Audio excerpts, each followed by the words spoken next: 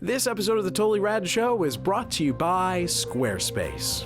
Today, we invite you to the wedding as one of our bridesmaids.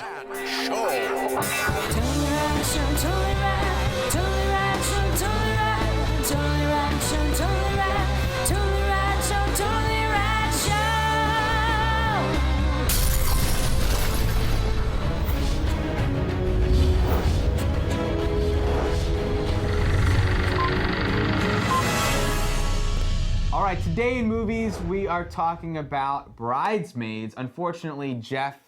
I say fortunately, screw Jeff. Yeah. Jeff couldn't make the screening, so we brought in... Sorry, Jeff. the lovely Jen Yamato, editor at movieline.com. Hello.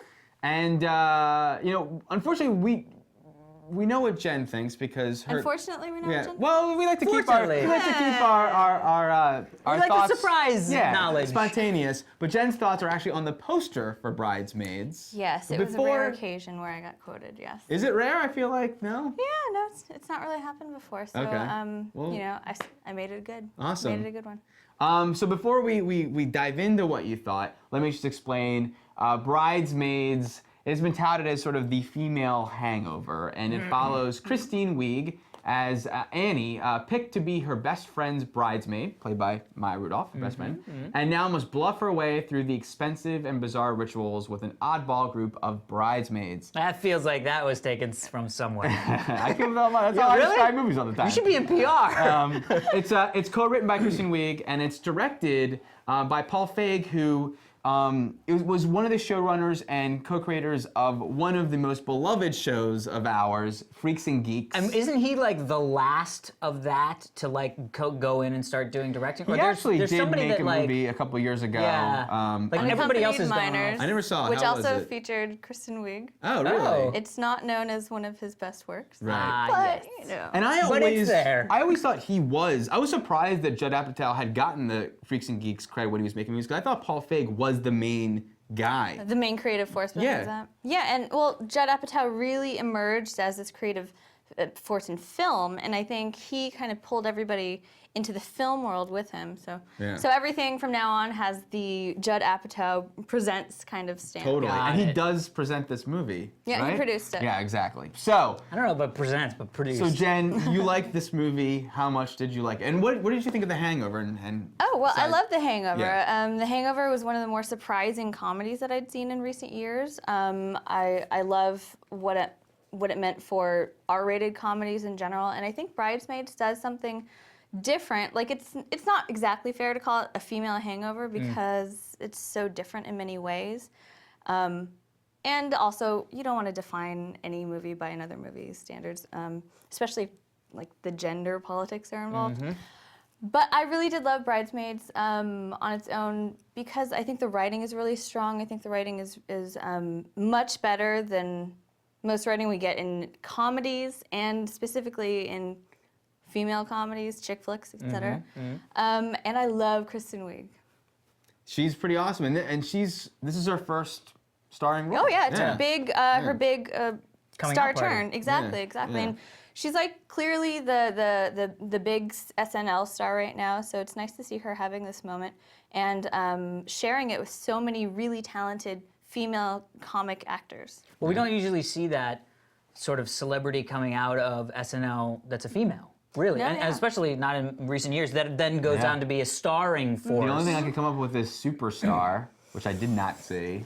Exactly. But again, it didn't happen. We wouldn't have been reviewed on this show. Right. You know what I mean? Alex, what did Yes. you think? So, You never got a chance to review The Hangover on the show because I didn't, you bastards, and I was the one that I think loved it the most. Yeah, absolutely. I reviewed the trailer on this show. I think I was that excited about that movie. Yeah. And I love The Hangover, and I agree. I think it's really unfair that people are saying this is sort of The Hangover for girls, because it's not that. And the really funny thing is, it's a very weird ride, this movie. Because it's not the sort of wall-to-wall jokes that you get in like a Hangover, where there really is sort of like, it'll take a moment to sort of be serious, but it's more like a knee, and then they're up and off again.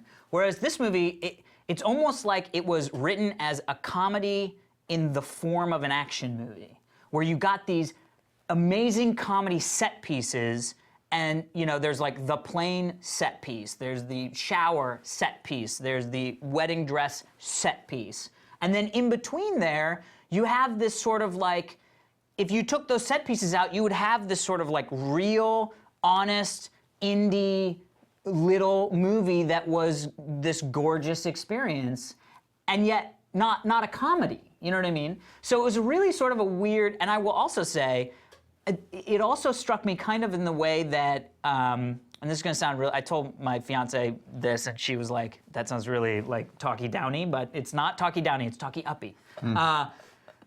It's almost like watching an animated feature where there's a layer that's happening for the kids that you're not tuned into. You know it's there, but it's not for you. But there's so much for you. And by in kids, it. you mean And teenagers with this one? No, I mean women. Oh, women. Heather, this movie was like Oh, written yes. for my fiance Heather. She's sort of that age, and it's like, there were things that I was like, well, this is where the sort of indie, like the drama stuff is happening, and she was like flat out done. I mean, there were times when she's like, that's totally so-and-so and so-and-so. I mean, it was like, so there's this, so it's sort of like if you're a female, you will appreciate it at this other level, yet your guy going will have an amazingly fun time. But I don't know if I think that this is a knockout of the park comedy. The comedy elements are amazing, but I felt like they were a little few and far between. The sort of like, I mean, I hate to say the LPM thing that we talk about, the laughs per minute, but there was a whole series in the beginning of this movie where I was just sort of waiting for the comedy to ensue, and then we got into this sort of dress shop set piece, the like Brazilian food set piece, which is just like, that is just comic genius. And there are lines in this movie. There's one line in this movie where, she's sort of competing with this other bridesmaid, and it's sort of this great friend dynamic, the new friend versus the old friend kind of a thing. And she's given this pink lemonade, and she takes a sip of it as she's driving, and she's furious that this is happening, and it's like the most amazing. And she goes, "Fuck, that is good lemonade." And it's like little moments like that that are just amazing comedy. And that's a lot. I think Kristen Wiig's comedy is very similar to Michael Cera, where it's very under the breath humor, and it's those also little very tiny specific. Moments. You know a Kristen Wiig joke when you see it. You know what I mean? Sure. Same with Michael Cera. I unironically felt very similarly coming out of this movie as I did with The Hangover, even though I know you guys don't want to compare it to that, but I just happened to have felt the same, which is I thought it was very funny, but I didn't laugh a ton. But that's sort of how I am with comedies. It does just sort of a very Dan thing. He just doesn't like to I found it very amusing, but I thought Dan it was. doesn't like to laugh. No, he's embarrassed. But I thought it was a. Stop laughing. I thought it was a great movie. Yeah. Like the story is wonderful, and the structure of The Hangover is very unique. But I preferred this ride of this is the whole process. It's a process. It's almost like a heist film. Like we're seeing how it goes down, and I'm in the throes of this right now because I am planning a wedding, so I get it. And what I really found to be an incredibly profound moment was the opening of this movie. It opens on a sex scene. The reason, I mean, like, it's the exact same scene that we've seen in many bro comedies. It could have been the scene in Knocked Up. But we're suddenly now seeing it from the female perspective, and it's not the filmmaking. The shots are identical. We are seeing the girl, we are seeing the guy. It's just the performance. It's just that now we are getting the quirk inside, like that scene from Kristen Wiig's performance. Right. As opposed, and we're letting the guy's character be a little two-dimensional. Whereas in Knocked Up, we're seeing that scene from, we're in Seth Rogen's character's head. Yeah. We're getting his performance, and we're not really getting closer to the girl. And it's the same sort of in that thing, scene. which is Seth Rogen. Knocked Up is pretty horrible. good with having three-dimensional everyone, so that's not the best reference. But you know what I'm saying? It does sort of reverse the gender roles of most male-oriented comedies, in that in this the love interest who's played by Chris O'Dowd, who is like adorable. Oh, amazing.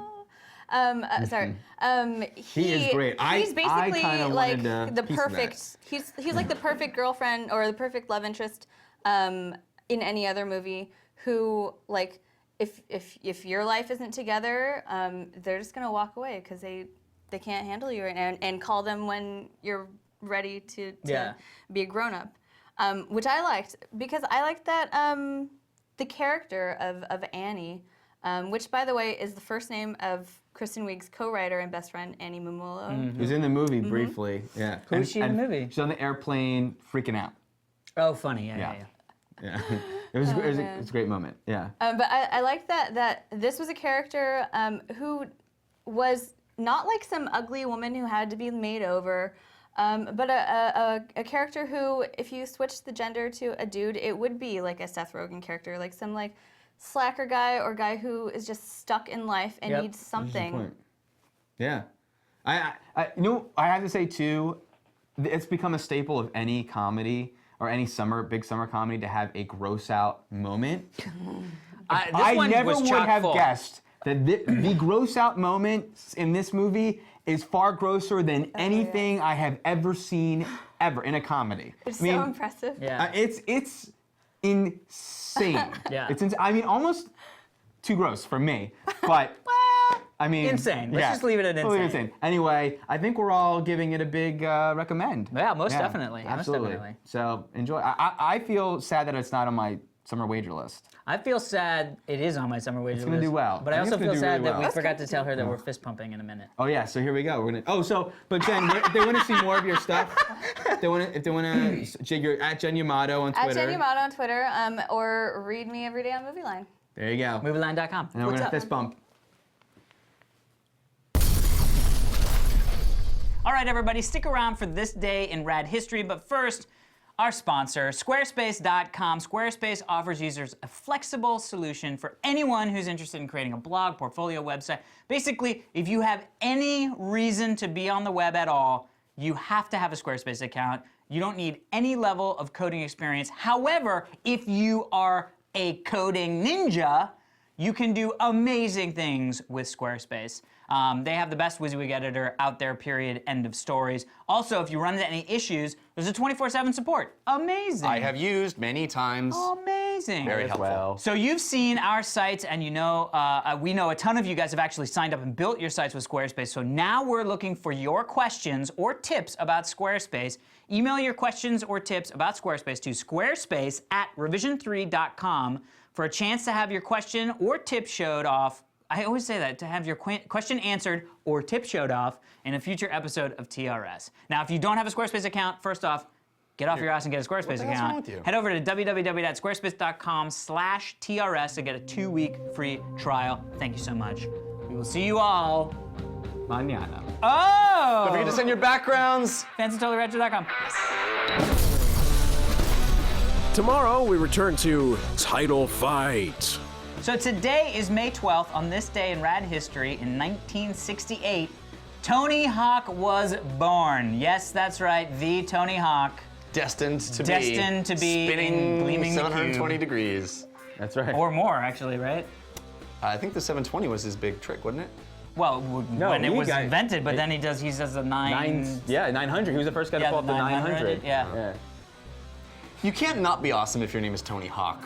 No. Well, It's like, I'm an accountant, my name is Tony Hawk. Toni Hawk. H-A-W-X. She's all like, that. everybody confuses me. I was going to say hate some skateboarding. bad things. No offense, Tony. Thank you, Andrew and Alexandra Babel. And sorry for always messing your name up. Yeah, but thanks for all the stuff.